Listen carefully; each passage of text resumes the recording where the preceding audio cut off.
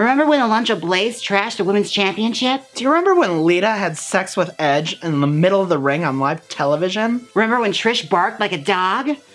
Wow, we have come a long way. You're watching Queens of the Ring, and I'm Sylvia Nyxx serving you the best Lita. And I'm Jaymes Mansfield giving you Trish Stratus just like that. What a great way to introduce your new tatas. Oh, thank you. Yeah. They just sprang up one day.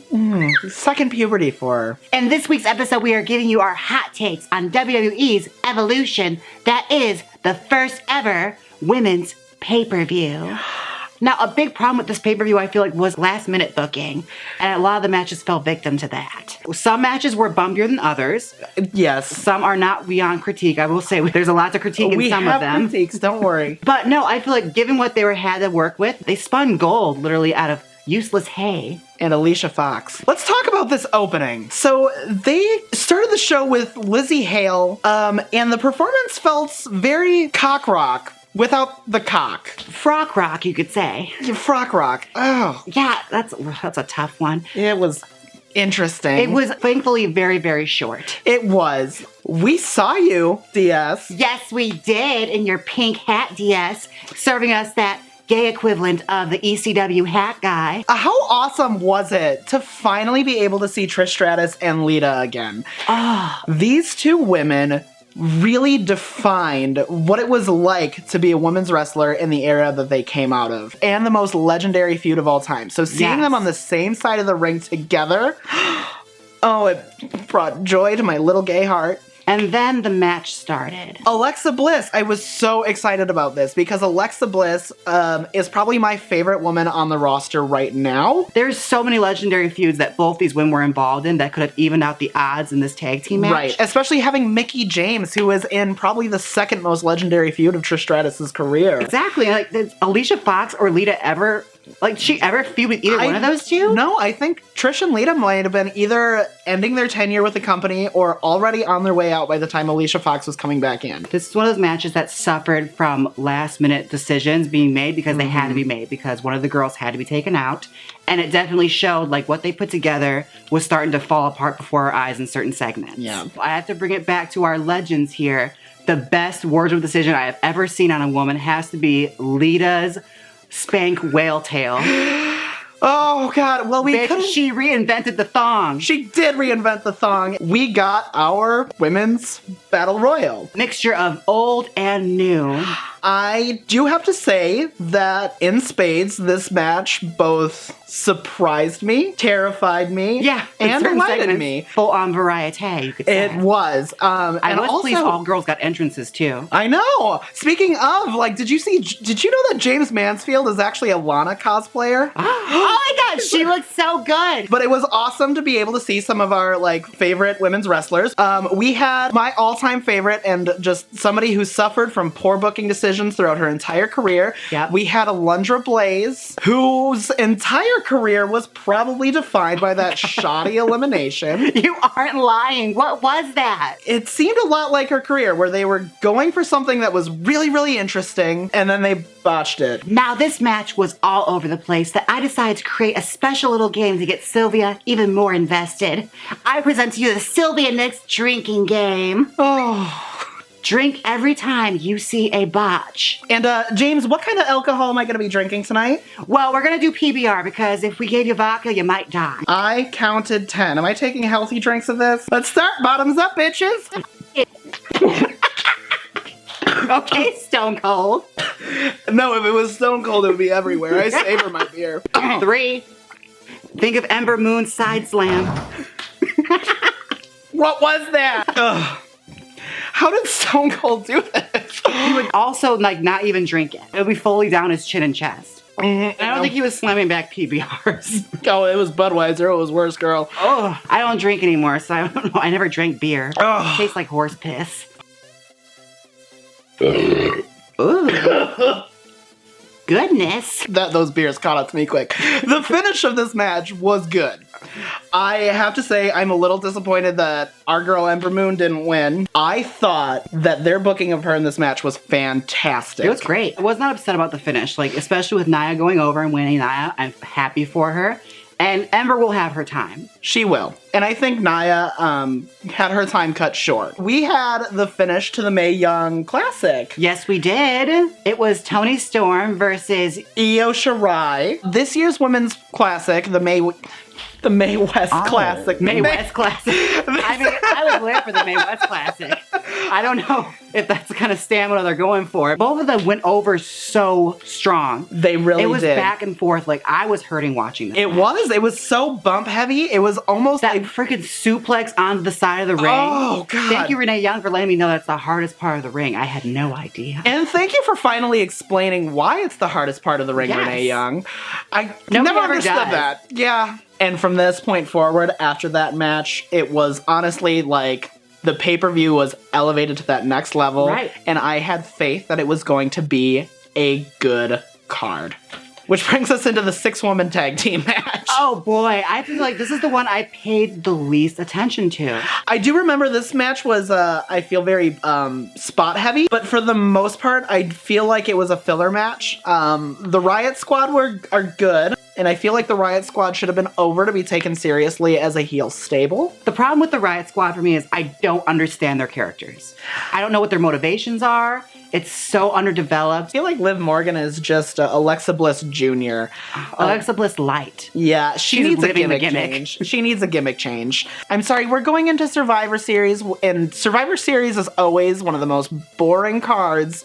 We need something to get us excited, and I feel like Bayley versus Sasha Banks. I wanted to see Sasha Banks turn heel on Bayley. On the topic of Bayley, I have to say, one of my favorite moments was seeing my #1 thirst trap in the audience.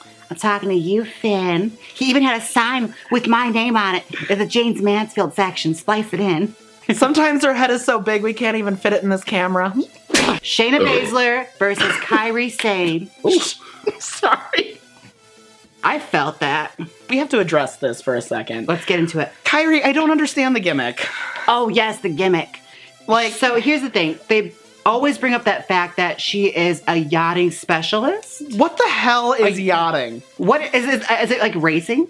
I don't. You You're, race you're on yachts? a no. You're on a boat. First off, Are they And- bragging about how much money they make? Is it like a dick measuring contest with yachts? But if she's on an expensive boat, why are you a pirate? I don't understand. Kairi, what we're saying is you're too talented to be stuck with NXT's gimmickry. You made a good point earlier. Like, give her the Chris Candido treatment. No gimmicks needed. Kairi is fantastic in that ring. She don't need a pirate hat. She She's good. doesn't. I feel like it was a pretty standard affair between Shayna Baszler and Kairi Sane. I feel like Kairi was driving the bus a lot of the match, but Shayna was put over really, really well, and she scares me in the ring. She does. That hand thing, she bent Kairi's hand back and then stomped Full on on it. stomped on it. It was gross. It was gross. I was entertained, but I was scared and gross, and it was good. And that's what makes Shayna Baszler such a great heel, is you feel like she's going to damage somebody. So let's talk about the last woman standing match. We're gonna become heels right now. So me and James, we know how many Becky Lynch fans there are out there, and you guys deserve that. You deserve to be Becky Lynch fans. You deserve to have nice things, and I understand that. I just like Charlotte. She's wonderful. She's legacy. Ric Flair is in my opinion. Hold up. All we have to tell these people is 2 words. Ric Flair. Woo! Woo! Anyway, so this match, Charlotte Flair, Becky Lynch, hard-hitting, wonderful, amazing. They pulled out all the stops. Love you, Becky. Woulda wished we woulda saw a title change. Everything in this match, though, we had ring announcer table bumps. We had fighting out in the stands. We had James. Girl, no. Remember, she moonsaulted and it didn't break the table. And then after she didn't break the table, it looked really familiar, James. She did this like kind of swanton bomb like thing. It just reminded me of something. A somersault, really. Where have I seen this before? And then she just buries her in chairs. Charlotte just clawing out of it like it's Evil Dead. Oh, it was amazing. Although she was Becky with the good hair in this match. Oh, Just Charlotte's hair was something. Charlotte's hair had a vendetta against her. We're supposed to be cheering for Charlotte, but nobody wants to. And I think the best step, if WWE continues this rivalry, The best step is to do a double turn. I think that I want one more match out of these two. Yeah.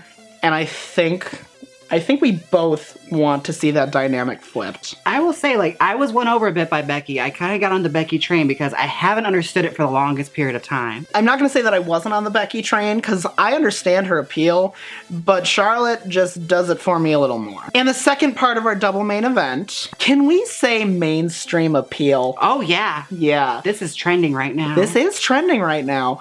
It was a good match. It was better than I thought it would be. Okay, I'll take that. Here's the thing, I did not have high hopes for the way they were building this, because... See, and I actually really liked the build of this match. You did? I did. Well, we had, Ronda Rousey, who was taking digs at Nikki Bella, and this was... Very cheap digs, I'll give you. Very cheap digs. This was ECW level of cheap digs. They were slinging mud. The Ronda Rousey basically saying that the only reason that Nikki Bella is famous is because she chose to sleep with John Cena. Maybe it's the 90s white trash in me, but I loved that Jerry Springer era of wrestling booking. Have I ever told you my mom was on 2 episodes of Jerry Springer? Was she really? She was. Ask her about it. What was Patty doing on Jerry Springer? I don't want to know what my mom was doing on Jerry Springer, but if you guys ever meet my mom, talk to her about it. So the build to this match, was kind of my taste. I grew up in the Attitude Era. This was a dirty build-up. Word on the street is Paul Heyman was writing Ronda Rousey's promos, which shows. It does. So having Paul Heyman write for Ronda Rousey, who has been a little stale on the mic, is just the perfect touch. Nikki Bella, carried her own in this match. She did. I thought she did wonderfully. There should have been a disqualification twice in that match. That whole full-on Samoan drop that she did with Anytime- Brie right on top of her in the ring with the ref folio. What was that? That was another botch is what that was. And I feel like any other match, if this wasn't the main event, we would have seen the referee throw this match out. However, I feel like the main event really should have been the last woman standing match. Yeah. Agreed. People like to shit on the Bellas and they like to shit on that whole Divas era, but I will say they were learning on the job. They brought it. Nikki is honestly, yeah. She's the Trish Stratus of this generation of wrestling. Strong statement. Yes. No, but she is. She was the girl who we saw come to the ring and come to her career as eye candy and grow right in front of our very eyes into a fantastic performer. I know we're trying to wrap things up, but there was one huge thing that I feel was missing from this show. We've been hearing rumors for months that WWE was to launch a women's tag team championship. Where were the belts? Where were the belts? The roster of women that we have is so stacked right now. Yeah. Give them There's more. so many women that aren't doing anything. It's going to fill up all those gaps. It really is.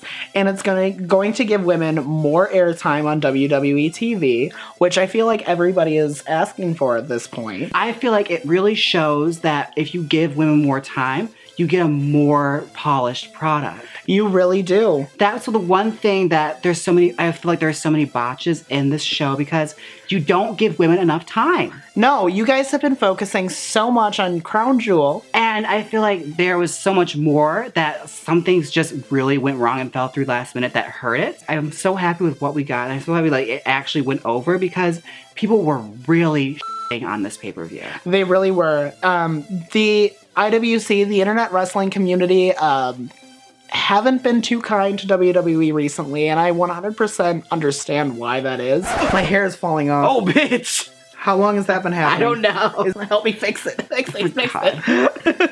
You're a mess. There you go. Beer. Overall, we're happy with this pay-per-view. Extremely happy with it. If anything, my biggest critique, WWE, is I want to see more than just one. Yes. Don't let this be the only one we get. I think my biggest dream is at WrestleMania 35. I want the main event. Yeah. I'm not talking about a co-main event or any of that crap. I'm talking about the main event to be Ronda Rousey versus Charlotte Flair. I want it. I want it so bad. Now you have been watching Queens of the Ring.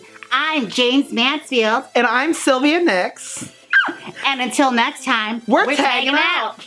We did it! Yes! Click here and watch episode 1 of Queens of the Ring. Or watch my top 10 thirst traps. Come on, click it. You know you want to. If you don't click it, I'll book James Ellsworth to win your Money in the Bank ladder match. Click it!